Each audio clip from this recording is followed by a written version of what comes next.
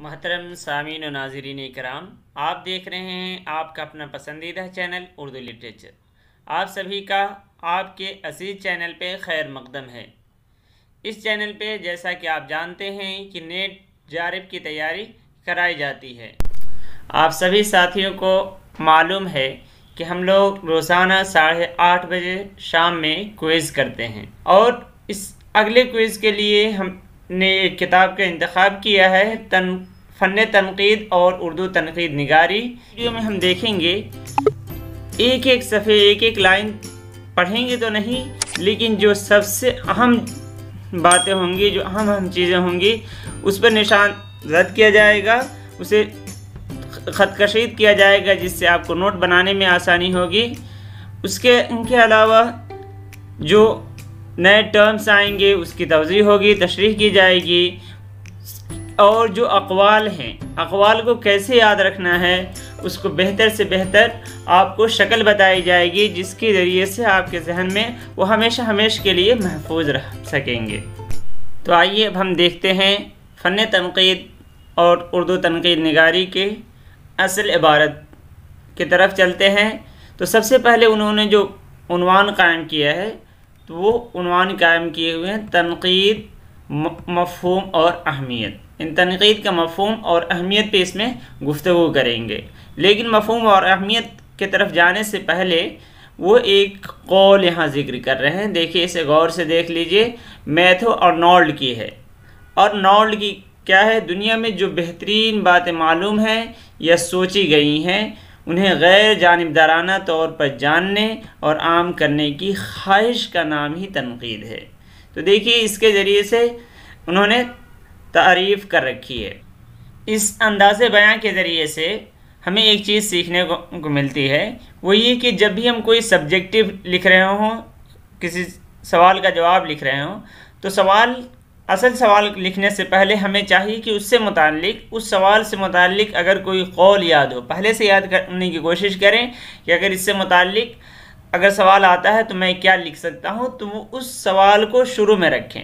शुरू में रखने के बाद फिर अपने असल मज़मून लिखना शुरू करें। इससे होता क्या है? इससे मुम्तहिन पे बहुत अच्छा असर पड़ता है और आपका सवाल मुदल्लल बन जाता है। पहले ही जो इम्प्रेशन पड़ता है मुम्तहिन पे, वो अच्छा पड़ता है, जिसकी वजह से उस सवाल के नंबरात भी बढ़ जाते हैं। तो इस पे ख़ास ख्याल रखें जब आप सब्जेक्टिव इम्तिहान दे रहे हों तब। इस उन्वान के तहत उन्होंने 2 ज़ेली उन्वान कायम कर रखे हैं। पहला है तनक़ीद क्या है और दूसरा तनक़ीद क्यों ज़रूरी है। तो आइए अब हम पहले की तरफ चलते हैं। तो ये रहा पहला ज़ेली उन्वान, तनक़ीद क्या है। इसके तहत जो शुरू में लिख रहे हैं कि अच्छे बुरे में फ़र्क और खरे खोटे में तमीज़ करने की सलाहियत बच्चे से लेकर बूढ़े तक हर इंसान में कम हो या ज़्यादा मगर होती ज़रूर है, और ये ना हो तो जीना दुश्वार हो जाए। तो देखिए, इससे एक और चीज़ कि जब भी हम सवाल का जवाब लिखना शुरू करें तो उमूम की तरफ पहले जाते हैं। तो जैसे ये सबसे पहले आम चीज़ों की तरफ बात कर रहे हैं कि कोई भी इंसान हो, उसके अंदर खरे खोटे में तमीज़ करने की सलाहियत होती है। अगर खरे खोटे की पहचान और तमीज़ करने की सलाहियत ना हो तो उसका जीना दुश्वार हो जाएगा। गया कोई चीज़ ख़रीदने और अच्छे के बजाय ख़राब ख़रीद कर लेकर चला आएगा। आगे लिख रहे हैं कि ये सलाहियत और ये जो क़ुव्वत है, ये बिल्कुल रोज़े अव्वल से ही है हर एक इंसान के अंदर। अगर ये सलाहियत ना होती तो जैसा पहला इंसान इस दुनिया में आया था वैसे ही आज तक इंसान रहते। लेकिन इसी सलाहियत के ज़रिए से उसने हर एक पहचान की कि कहाँ रहने की जगह है, कौन सी चीज़ पहनने के लिए हमें क्या चाहिए। तो इन तमाम चीज़ों में उसने इम्तियाज़ और फ़र्क मालूम किया है। इसके तहत आखिर में लिखते हैं कि इसी सलाहियत के बदौलत किन चीज़ों को इख्तियार करना है और किन चीज़ों को छोड़ना है, वो ये फ़ैसला करते। देखिए, ये इबारत, ये उसके क़ुव्वत फ़ैसला ही तो थी कि बेकार बंजरों से वो बेनियाज़ाना गुज़र गया। यानी जो बंजर ज़मीन थी उसे उन्होंने इख्तियार नहीं किया और ज़रखेज़ वादियों को अपना मस्कन बना लिया। तो यह क़ुव्वत फ़ैसला जो है यही है हमारे अंदर इम्तियाज़ करने की सलाहियत, जिसे हम तनकीद का शऊर कह सकते हैं। आगे लिखते हैं, इस समझ परख और क़ुव्वत फ़ैसला का एक नाम तनकीदी शऊर भी है, जिसके ज़रिए से हम फैसला करते हैं कि कौन सी चीज़ हमारे लिए अच्छी है और कौन सी बुरी। आगे लिखते हैं, इंसानी ज़िंदगी का कारवां उसी तनकीदी शऊर के सहारे आगे बढ़ते बढ़ते यहाँ तक पहुँचा और ये सफ़र जारी है। तो ये जो इबारत है इससे आपको समझने में मदद मिलेगी। देखिए आगे, इसीलिए T.S. एलियट ने ज़िंदगी के लिए तनकीद को उतना ही ज़रूरी बताया जितना कि सांस। अब देखिए, ये T.S. एलियट जिसे जो असल है थॉमस स्टर्न एलियट। अब इस कौल को हमें कैसे याद रखना है? कौल को याद रखना है, देखिए टी से आप याद रखिए तनकीद, टी से तनकीद याद रखिए, और आपको याद रखना है एस से सांस। क्या याद रखना है? एस से आपको याद रखना है सांस। तो इस तरह आप याद रख पाएंगे कि इन्होंने सांस की तरह लाजिम कर रखा है तनकीद को। तो इस तरह हम खुद से बैठाएंगे, हो सकता है आपको और भी अच्छा आइडिया आ सके। तो इस तरह बैठा के याद रखिए, टी से फ़ौरन तनकीद आना चाहिए और एस से सांस। जो ही सवाल अगर आता है कि तनकीद को सांस की तरह ज़रूरी किसने करार दिया है, तो आपको फ़ौरन टी से तनकीद और एस से सांस याद आ जाना चाहिए। जैसा कि मैंने कहा कि उमूम से खुसूस की तरफ आना होता है, तो अभी उमूमी बात कर रहे थे। देखिए अब उमूमी से यानी ज़िंदगी के हर शोबे की तरह अब आगे खुसूस पे, अदब के लिए भी तनकीद और तनकीदी शऊर नागुज़ेर है, यानी उसे के बगैर काम चलने वाला नहीं है, उसे इख्तियार करना ही पड़ेगा। अब इसके बाद अगले जुमले में वो अदबी तनकीद की तारीफ़ कर रहे हैं कि अदब से सरोकार रखने वाली जो तनकीद होगी उसे अदबी तनकीद कहा जाता है। और चूँकि ये अदबी तनकीद भी हमें करनी है, वो वही लिख रहे हैं कि हमारी गुफ्तगू भी इसी पे होगी। अब आगे लिख रहे हैं कि अदब में तनकीद की दो नौइयत है। अदब में तनकीद की दो नौइयत है। एक का ताल्लुक़ क्या है? फ़नपारे के फ़नकार से है, फ़नपारे के फ़नकार से है। तो एक तो वो तनकीद जो फ़नपारे की तख्लीक में फ़नकार की मदद करती है, और दूसरी वो जो तख्लीक के मुकम्मल हो जाने के बाद इस फ़नपारे और इसके देखने या पढ़ने वालों के दरमियान राब्ते का काम देती है। तो ये दो तरह की नौइयत इसमें पाई जाती है। तो पहली जो नौइयत है यानी जो फ़नकार से मुतालिक है, तो उसका आगाज़ जब फ़नकार अपना काम शुरू करता है उस वक्त से होता है, और दूसरी नौइयत का ताल्लुक़ जब फ़नपारा तैयार हो जाता है और ये जब कारी के हाथ में जाता है तब से उसका आगाज़ होता है। आइए अब हम आगे देखते हैं। तो पहली जो नौइयत है, देखिए उससे मुतालिक लिख रहे हैं कि अदब में तनकीद की कारफरमाई उसी वक्त शुरू हो जाती है जब फ़नकार के जहन में किसी फ़नपारे की दाग बेल पड़ने लगती है। गोया तख्लीकी अमल के साथ साथ तनकीदी अमल भी शुरू हो जाता है। तो ये जो जुमला है ये आपको लिख के रखना चाहिए कि गोया तख्लीकी अमल के साथ साथ तनकीदी अमल भी शुरू हो जाता है। यानी अगर ये सवाल आ सकता है कि तनकीदी अमल कब शुरू होता है, तो आप बता सकते हैं तख्लीकी अमल के साथ साथ। एक मुफक्किर का कौल नकल कर रहे हैं कि जब बुत तराश कोई मूरत बनाने के लिए छेनी हथौड़ा संभालता है तो उससे पहले वो मूरत उसके जहन में मुकम्मल हो चुकी होती है। उसे तशबीह दे रहे हैं। उसी तरह कोई शायर नज़म लिखने को कलम उठाता है तो नज़म का खाका उसके जहन में तैयार हो चुका होता है।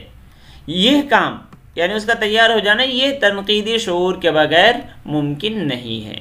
फिर ये तनकीदी शऊर क्या काम करते हैं? तो तनकीदी शऊर ही शायर की रहनुमाई करती है कि नज़म कैसे शुरू हो, इब्तिदा कैसे हो, किस तरह आगे बढ़े और कहाँ ख़त्म हो।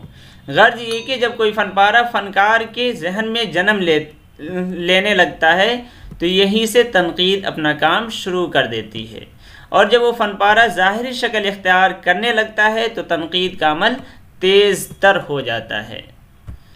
अब बुतराश से ही एक बात कह रहे हैं कि मुसव्विर तस्वीर बनाते बनाते हाथ रोक लेता है, दो कदम पीछे हटकर अध बने तस्वीर को मुख्तलिफ जाविये से देखता है, कुछ सोचता है, फिर आगे बढ़ता है और ब्रश हरकत में आ जाता है। इस मंजिल से शायर व अदीब को भी गुजरना पड़ता है। जो कुछ वो लिखता है उस पर बार बार गौर करता है, लफ्ज़ों में उलट फेर और रद्दो बदल करता है। इसी के तहत आगे ये हाली के कौल नकल कर रहे हैं। हाली का कौल क्या है कि एक एक लफ्ज़ के लिए उसे 70 कुएँ झांकने पड़ते हैं। वो अपने फ़न से जितना ज़्यादा खुलूस रखता है उतना ही ज़्यादा तराश खराश से काम लेता है और सैकल करके अपने शेर या अपनी इबारत को संवारता है। तो ये आपको इससे मालूम चलता है कि शायर शेर तैयार करने के लिए कितनी मेहनत करता है, तब जाकर वो शेर असरअंदाज होता है।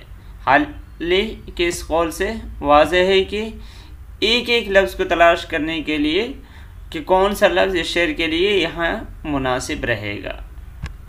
हाली अपने इस बात को तक़वियत देने के लिए एक मिसाल भी मुक़द्दमा शेर व शायरी में यूनानी शायर के बारे में कहते हैं। वरजल उसका नाम है। उसके बारे में लिखते हैं कि वो दिन दिन भर अपने शेरों पर गौर करता था। दिन दिन भर अपने शेरों पर गौर करता था।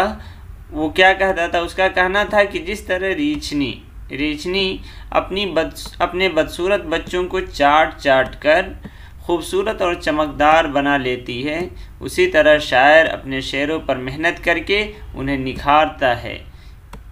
ये मेहनत तनकीदी मेहनत ही होती है। अब यहाँ से एक बात लिख रहे हैं मुअल्लिफ कि ये जो मेहनत शायर कर रहा है ये सिर्फ शेर नहीं बना रहा है बल्कि छांट रहा है, उसमें इम्तियाज़ कर रहा है कि यहाँ के लिए ये लफ्ज़ मुनासिब नहीं है, ये लफ्ज़ मुनासिब रहेगा। तो ये जो मेहनत हो रही है ये तनकीदी मेहनत ही होती है। ये तनकीदी मेहनत और ये तनकीदी नज़र फ़िक्र फ़न को लाजवाल बना देती है।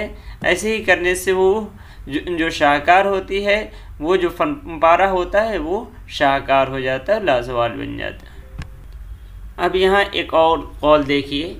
टी.एस. एलियट ने कहा है, थॉमस स्टर्न एलियट जो हम इससे पहले देखे थे, टी से तनकीद और एस से सांस, कि तनकीद सांस की तरह ज़रूरी है। तो उसी का ये कौल है, जब सांस की तरह ज़रूरी करार देगा तो किसी को फ़ौक़ियत भी देनी होगी, तो वो किससे फ़ौक़ियत देगा? तनकीद ही से फ़ौक़ियत देगा। तो इसी को जहन में रखते हुए आइए देखते हैं कि जब एक तख्लीक़ी जहन दूसरे से बेहतर होता है तो अक्सर उसकी वजह ये होती है कि जो बेहतर होता है वो तनकीदी सलाहियत ज़्यादा रखता है। तो ये रहा इसका कौल।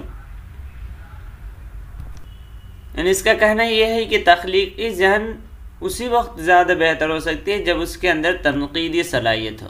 यानी तख्लीक़ी जहन बेहतर होने का मतलब यह है कि तनकीदी सलाहियत उस फ़नकार के अंदर ज़्यादा है। इसी बात की तरफ इशारा करने के लिए मुअल्लिफ एक और कौल ला रहे हैं मैथ्यू अर्नोल्ड का। मैथ्यू अर्नोल्ड का इससे पहले भी एक कौल आ चुका है, शुरू में ही आया था कि जो भी बेहतर बात मालूम हुई है या उसके तलाश करने को तनकीद कहते हैं। ये था उनका कौल कि दुनिया में जो बेहतरीन बातें मालूम हैं या सोची गई हैं उन्हें गैर जानिबदाराना तौर पर जानने और आम करने की ख्वाहिश का नाम ही तनकीद है। आइए अब देखते हैं यहाँ क्या कह रहे हैं। यहाँ जो है मैथ्यू अर्नोल्ड के कौल के ज़रिए से टी.एस. एलियट की बात की तायद होती है। ये कह रहे इनके मुताबिक गोएटे और बायरन दोनों बड़े शायर थे, लेकिन गोएटे बायरन के मुकाबले में अजीमतर था। गोएटे बायरन के मुकाबले में अजीमतर था तो इसलिए कि उसका तनकीदी शऊर ज़्यादा पुख्ता था। तो वही बात जो टी.एस. एलियट कह रखे हैं वही बात मैथ्यू अर्नोल्ड कह रहे हैं, लेकिन मिसाल के ज़रिए से कि गोएटे और बायरन के दरमियान। इस पे कई सवाल बन सकते हैं। ये बन सकता है सवाल कि गोएटे और बायरन का तकाबुल किसने किया था, तो मैथ्यू अर्नोल्ड कह सकते हैं। ये कौल किसका है, ये भी कह सकते हैं। तीसरा सवाल ये बन सकता है कि गोएटे को किससे मैथ्यू अर्नोल्ड ने तकाबुल किया है या बायरन को किसने किया है। तो इस एक कौल को आप लिख के रखेंगे तो इससे कई सवाल हल हो सकते हैं। के आखिर में मज़ीद एक बात बता रहे हैं। शुरू में बताए थे कि दो नौइयत होती है, एक ये कि फ़नकार को मदद करती है, दूसरे ये कि जो कारी है उसके दरमियान और फ़नपारे के दरमियान रब्त को अच्छा करता है। लेकिन एक तीसरी बात बल्कि पहली बात से मुताल्लिक कह रहे हैं कि तनकीदी शऊर जो है, अभी तक बात हो रही थी कि फ़नकार की तनकीदी शऊर उसे फ़नपारे में मदद करती है, लेकिन सिर्फ यही बात नहीं बल्कि दूसरी यहाँ कह रहे हैं कि दूसरों की तनकीदी राय भी फ़नकार के लिए रहनुमा साबित हो सकती है, रहनुमा हो सकती है। उसकी मिसाल दे रहे हैं कि गालिब की मुश्किल गोई पर नुक्ताचीनी हुई तो उन्होंने अंदाज़े कलाम बदल दिया और पहले कहे हुए कलाम के बड़े हिस्से को रद्द कर दिया। तो दूसरे की तनकीदी सलाहियत से भी फ़नपारा मदद ले सकता है, फ़नपारा नहीं फ़नकार मदद ले सकता है। तो इस तरह एक नौइयत यहाँ मुकम्मल होती है। अगले नौइयत को हम इंशाअल्लाह अगले वीडियो में देखेंगे।